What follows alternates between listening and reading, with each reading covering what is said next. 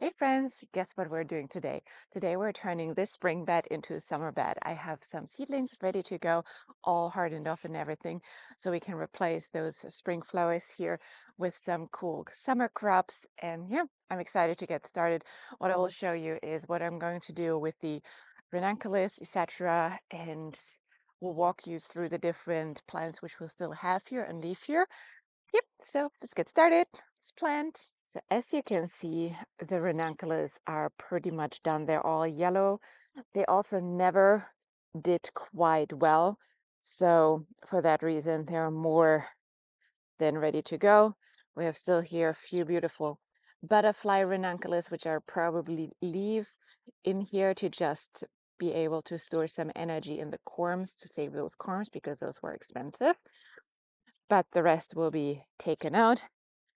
And over here you can actually see this is an overwintered dahlia, which is battling with the remaining anemones. So I gotta decide if I want to keep it or turn it out. I probably will keep it because it actually also fits to my color scheme here, or the theme, which will be all like late summer colors. And then we have here a few bachelor buttons which just start to bloom. Oh, look at that. Isn't that pretty? The poppies over there, we'll leave those ones in for now because those just started to bloom. So basically what we're doing is planting this side out as far as we come. What you might have noticed here or see in between, we have a lot of straw flowers which self-seeded. Usually not much self-seeds in my garden, but straw flowers. So got to make a judgment call if I leave them, because I have a corner down the slope where I hoped they were self-seeding all over the place and they didn't. So I might just get them out here and tuck them in over there where they have free roam. Yeah, I guess I'll see how many seedlings I have and how far I can go with my seedlings to decide if I'll pull those ones out or keep. First thing I will do is quickly take the fencing down to make everything easier, and then we'll look at the plants over there, which we're going to take out.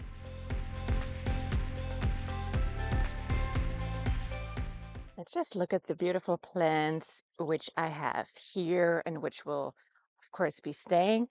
I have some bells of Ireland, some Ami, which is about to get ready to flower soon. I'm excited. I think I should have pinched that probably. We'll see. And then my snapdragons, where I'll definitely take a bouquet later inside with me. Look at all those ones. They are all like from Johnny's, the apple blossom mix and the Potomac mix. I'm really excited. Oh, look at that lavender. So beautiful. And then here my Lysianthus, all starting to grow up and look great as well. I'm really excited for those ones. Just a few poppies. We're holding all the aphids in the world here, but distracting it from everything else, so that's okay. I've just teeny tiny little bit of phlox. Cornflowers here. Yeah, and we will be working on this side. Looking at it here a little bit closer, you can see here already the ranunculus are all yellowed out, even though it was quite cool here in the past few weeks. They didn't like anything. A lot of weeds have creeped in. I have one overwintered dahlia there as well, which got zipped down by the last hard frost we had. Those were not covered, but they're coming back. So I think that deserves a chance for life. Yeah, just some other stuff which I'm going to take out. There's some more straw flowers which self-seeded. So it turned out to be a little bit of a wild patch here. And everything was still pretty, we'll take down, and this comes into a vase later, so nothing is lost over here. What I'm also probably going to do is, you can see that here the soil level is quite low. I'll probably add a few bags of raised bed mix on here just to make sure this is as nice and filled up again. All right, we cleared most of the stuff out. Maggie joined us here because it's overcast and so it's not so hot for her. Right, puppers? Right? Yeah. So what I'm going to do now is put some compost and some raised bed mix on top. This bed hasn't gotten any compost last year, so that is a little bit ripe for some compost as well. So to just lift the soil level up again just a little bit.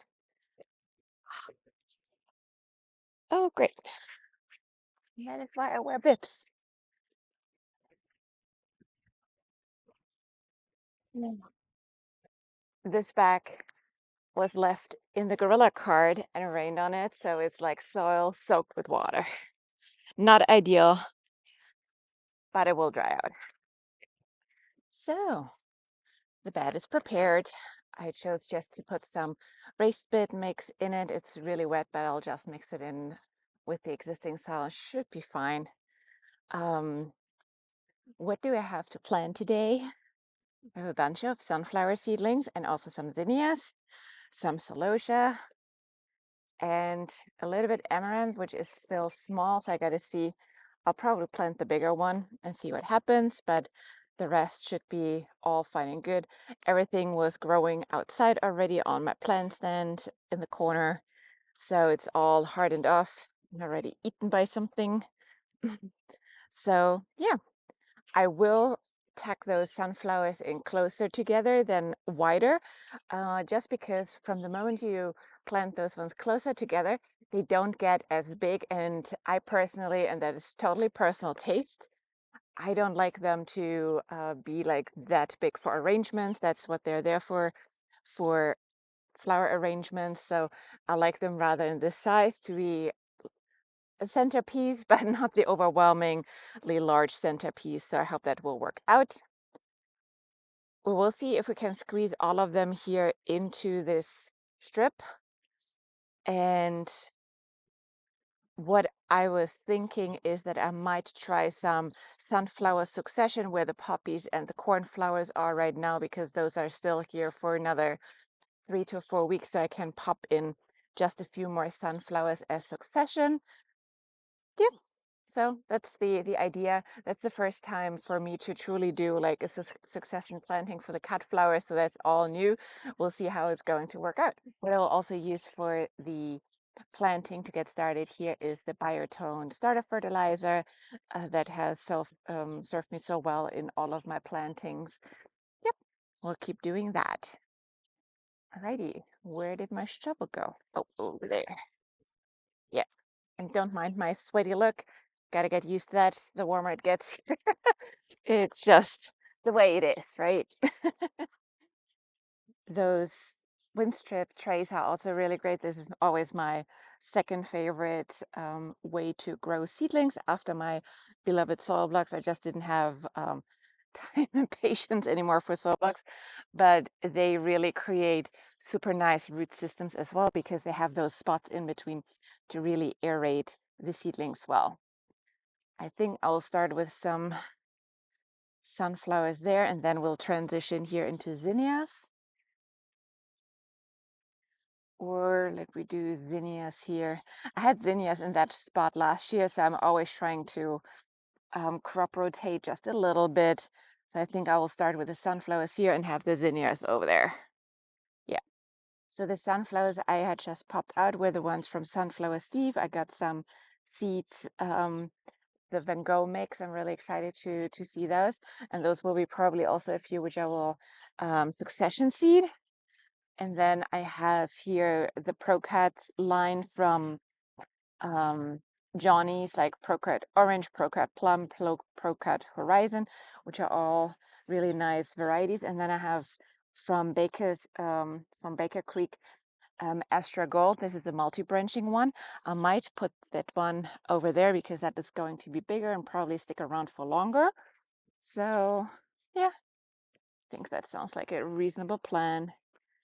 And then the zinnias in between. I should put that tray out.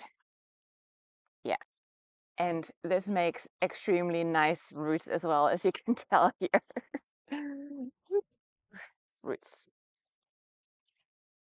You might wonder why I start those sunflowers as seedlings, because when you look on the package description, it always says you can grow those from You can direct sow them super easy. I have never had luck with direct sowing.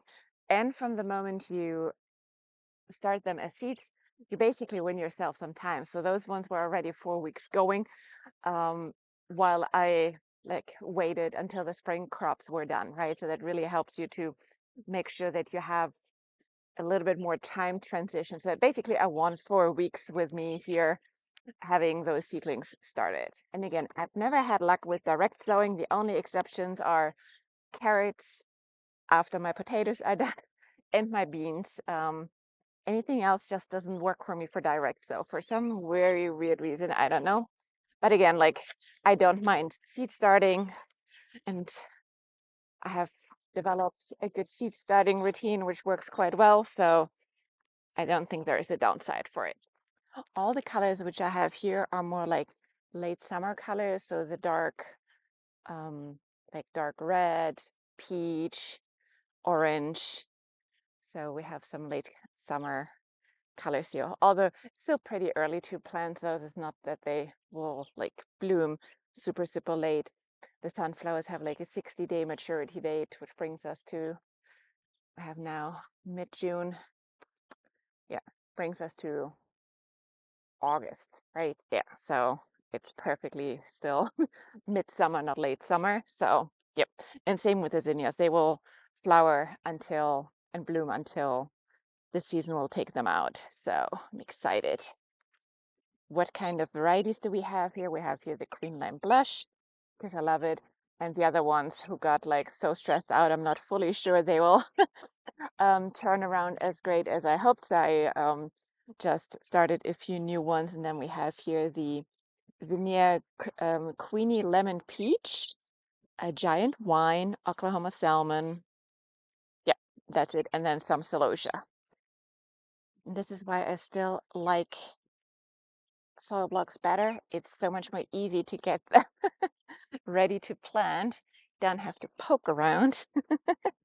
And those ones as well, I usually grow them around in like 9-inch spacing as well. Well, it's slightly closer than 9 inches. All right, all are planted. Fitted very well in here. I'm excited. No plants are lost.